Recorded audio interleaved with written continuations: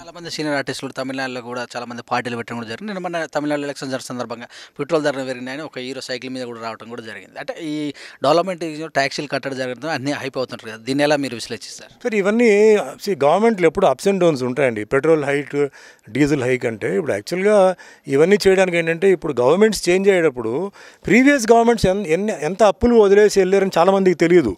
చాలామంది ఏమనుకుంటారంటే ఎందుకు పెరిగిందని. బట్ ప్రీవియస్ గవర్నమెంట్ ఎన్నో అప్పులు బ్యాలెన్స్ పెట్టేసి వెళ్తే దాన్ని మేనేజ్ చేయాలి, దాన్ని బ్యాలెన్స్ చేయాలంటే ఆటోమేటిక్లీ కొన్ని ప్రైస్ పెరుగుతాయి, మళ్ళీ తగ్గుతాయి.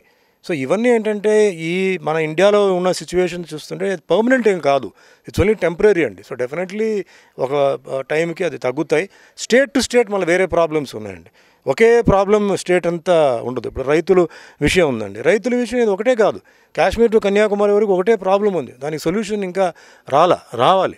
సో అట్లాంటి కొన్ని ఇష్యూస్ ఉంటాయి, అలా కొంచెం బర్నింగ్ ఇష్యూస్ ఉంటాయి, కొన్ని ఇష్యూస్ ఏమో క్లోజ్ అవుతాయి, కొన్ని ఇష్యూస్ ఏమో మనమే క్రియేట్ చేస్తాం, మనమే కొన్ని అనవసరంగా క్రియేట్ చేస్తాం. సో ఆ టైంలో అది ఏదైతే ఉందో దాన్ని బట్టి డిపెండ్ అయ్యి గవర్నమెంట్ పాలసీస్ని బట్టి వాళ్ళ ఐడియాలజీని బట్టి వాళ్ళు మార్చుకుంటారు అనమాట.